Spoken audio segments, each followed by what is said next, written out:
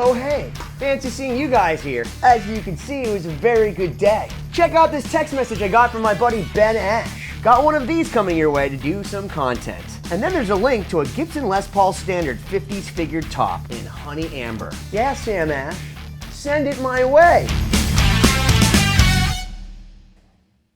There are very few things that are such a catalyst for a rush of endorphins to my brain, like FedEx texting me, hey man, your guitar, we mean your Gibson guitar, is out for delivery. These are the days that I wake up and I don't need my eggs or my cinnamon toast crunch. All I need is that lovely knowledge that later in the day, as long as I'm here and waiting by my door, this box will show up. When the guy's walking right to the house, everyone on my street knows, oh, he's getting another Les Paul, which is accurate. And I have to say that when Ben Ash sent me that text message, it was the ultimate cherry on top. As I'm hanging out with the GOAT, Nuno Betancourt, and Shannon Larkin from Godsmack, two of my favorites, two of the greatest, because they were playing with Extreme and Godsmack, just hanging out backstage, and oh hey Ben, you're gonna get a Les Paul delivered to you. It's an absolute honor knowing those guys. It is an equal honor to receive a box like this from a company like Sam Ash.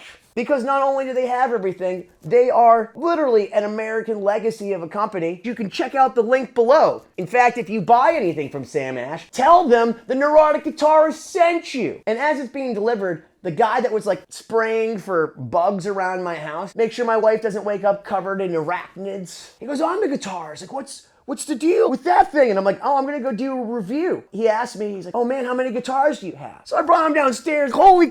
Then he said, can we see what's in the box? And I'm like, no, bro, that's for the show. That's for us girls here. And then he went back outside and made sure all those huntsman spiders that have escaped from Australia are not gonna go fight with my dog. And I came back down here with you guys. Considering that was a day ago, I kind of lied because I opened this box. It's empty. I first off want to save that box because anyone knows you can reuse those boxes. Not only does it save the planet, but it'll save your budget and all of the inflated plastic necessary to properly ship this. It's like gold. I needed to know before I talk to you guys how I feel about this brand new Gibson Les Paul. And I'm really glad I did because my first impression of this guitar is not my impression of this guitar when I got up this morning after jamming on it all night and recording some tunes. I feel like a different person than I was 12 hours ago when I first opened this from the case because I had no affinity for it. I had no connection to it. It was just someone else's child. Thank you, Gibson, for not putting one of those combination locks on here that I've literally broken 4 times at different gigs. It doesn't work and it won't open. You just rip it off because you have to play the show. They have these big,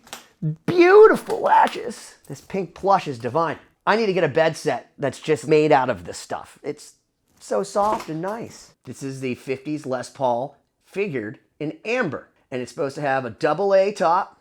It has an ABR1 bridge. You have a Burstbucker 1 and a Burstbucker 2 on this thing. For the first time in a long time, a non-beveled pickguard, actually like the 50s pickguards. You got a Corlick trapezoid inlays, an Indian rosewood fretboard. And then at the end of this Indian rosewood fretboard, you got a little bit of modern because you have a Graphtec nut right there, which the Graphtec stuff is awesome. Vintage style keystone buttons that are just freaking rad and scream 50s to me for sure. It's a really, really light mahogany, almost unfinished. Very, very cool looking. But when I first took this thing out, from the angle that I was looking at, immediately looked at my buddy Paul in disappointment. Because I said, dude, is that really a AA top? I didn't realize how much stuff this had going on. That has the craziest peekaboo finish I've ever seen.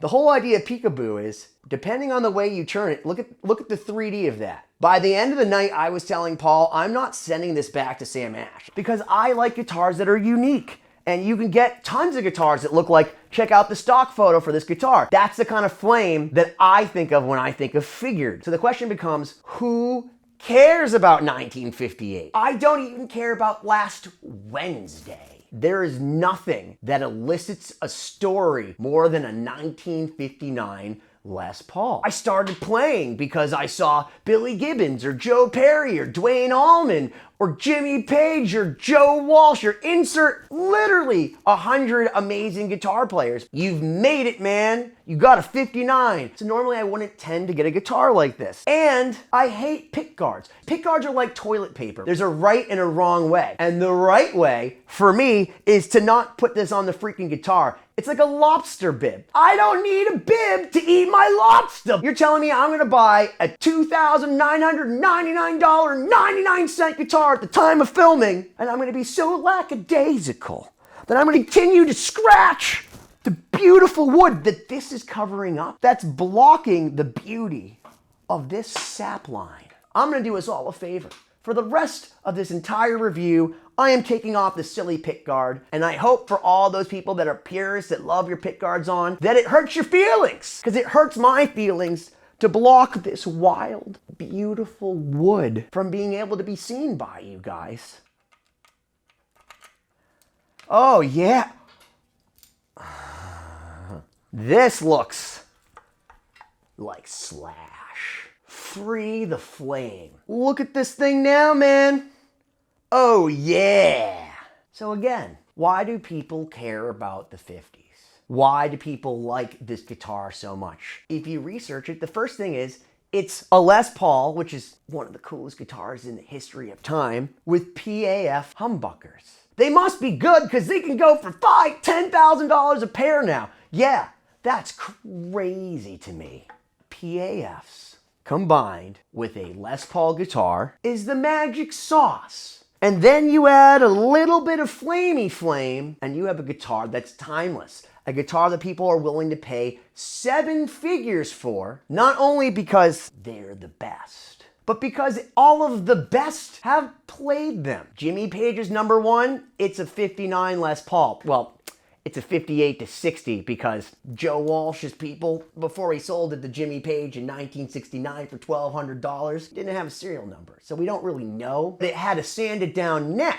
Slash played the same one as Joe Perry during the 80s when Joe Perry was going through a bad time with drugs and access. He sold that guitar. He sold his 59 because he needed money. Apparently Slash was in Japan and the front desk called him and said, someone has a guitar for you. And Slash comes down and recognizes the 59 Les Paul that was in Aerosmith live bootleg that he'd been coveting for all of his life, and he bought it for $8,000, which was a really good deal even back then. Of course, Joe Perry sees it in the November Rain video. He's outside in front of the church just shredding. It has that beautiful top that's unmistakable. He realizes his lost love is not lost anymore. It's with Slash. Of course, he decides to befriend Slash. Hey man, can I get my guitar back? No man, I really love that one. Yeah, hey Slash, Joe Perry here. You know, Joe Perry from Aerosmith. Me, Joe, can I buy that Les Paul back from you? Nah.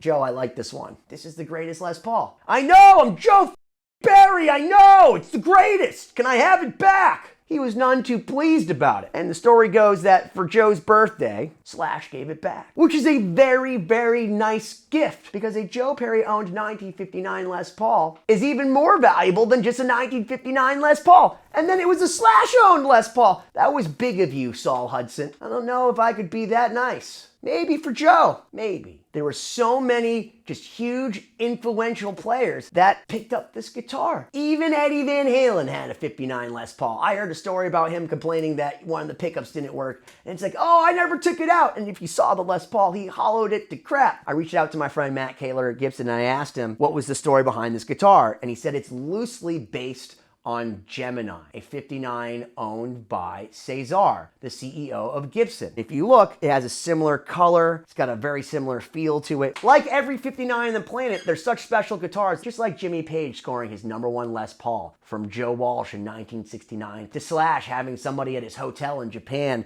get him Joe Perry's old 59, to Joe Perry getting his 59 back from Slash on his birthday, to one of my favorite stories ever, Billy Gibbons getting his guitar that he's dubbed the Pearly Gates. I sat down with Billy at the Les Paul Museum in Mawa, and Billy told me all about how he got his Pearly Gates and what turned him on to Gibson guitars in the first place. The original Gibson factory release, the Les Paul as we know it. A lot of guys call it the figure 8 shape because it later replaced with what became the SG. First named Les Paul figure 8 and then the pointy one. It was probably around 67 when John Mayall released the Bluesbreaker record with Eric Clapton. The sound of that record brought people to their knees, thinking, gee whiz, this is the greatest. And it certainly stands the test of time. But on the back is the telltale reveal. And there's a picture of Eric. You can detect it's a Sunburst Les Paul. And kind of slightly out of focus, you can also see, oh, he's playing through a Marshall amp. So those two things really ignited the interest in chasing down the instrument that had gone out of production. I started looking for something to get that Bluesbreaker sound. Right. And they call it the Beano. On the cover of the Mayall record, see the four band members sitting curbside, and Clapton is reading a copy of the famous English comic book, The Beano. I thought, well, if I can't find one of those Les Pauls, at least I could find something with those fat pickups, the humbucker, because you could kind of detect it in the picture. And a good friend of mine, Reed Farrell, who was dubbed Red Pharaoh, he called me up and he said, hey man, you know me, I'm a Telecaster guy, but I think I found one of those guitars with the fat pickups that you wanted. Well, it was a 1958 Flying V. And that started the love affair with the Gibson humbucking pickup. And sure enough, a friend of ours, another musician, said, yeah, he said, I heard you were looking for one of those Les Paul things, the Sunburst version. There's a cowboy that he doesn't play much anymore, and he might want to sell it. He said, go out, he's got a little ranch outside of town. I think it's under his bed. We had a girlfriend that had been invited to go from Texas to California to try out for a part in a movie, but she had no way to get there. And a buddy of mine, he and I had invested in one of our first cars was a 1936 Packard. We decided to give it to our little girlfriend, Renee Thomas. I said, Renee, we don't know if you're going to make it, but here are the keys. Start your march to well, she made it. Not only did she make it to California, she got the part in the movie. Wow. So she dubbed the car Pearly Gates because she thought it had divine connections to get her all the way out and win this part in the movies. Not so long after, she decided, she goes, hey, what should I do with the car? And I said, well, do what you want. She goes, well, maybe I should sell it. And I said, yeah, go ahead. And so she sold it for $500. She sent me a check for $250, and my buddy got $250. It was the day that I went to this little ranch to meet the cowboy that wanted to sell this unwanted guitar. $250, Sunburst. And she said, I called her up. I said, Renee, I said, you got the part? I said, no, I got the guitar. She goes, we're going to call it Pearly Gates. You're going to make music from the heavens. Sweet. I said, oh, okay. What a cool story. And of course, Billy, like everybody else, says it right there. 1958 Flying V, because of the PAF humbuckers. That was a sound he wanted. He had to go see the guy on the ranch about the Les Paul under his bed. That Les Paul being Pearly Gates. Is this guitar still relevant now? I feel at least 1.5 inches to 2 inches taller. My self-confidence has gone up at least 30%. Everything about this guitar inspires me to play. When I took it out last night with my buddy Paul, we just kept looking at each other throughout the night going, that thing sounds awesome. I have 30 Les Pauls, but I have to say, this thing kept me up all night. You got 22 medium jumbo frets on an Indian rosewood fretboard that's got a nice, consistent, kind of dark wood to it. You even have the old school wiring and the orange capacitors inside. A lot of the new Gibsons have PC boards where you can just plug in and out the pickups. So dum-dums like me don't need smart people to change them. There's a lot of purists out there and tone junkies that don't like that. It's verboten. No weight relief body. This is just a giant slab of mahogany. This is about 9 pounds, so it's not super heavy. So the question really becomes, what does it sound like? And will I feel like Joe Perry after I'm done? And I don't mean Joe Perry in the 80s. I mean Joe Perry when Slash gave him his 59 back for his birthday.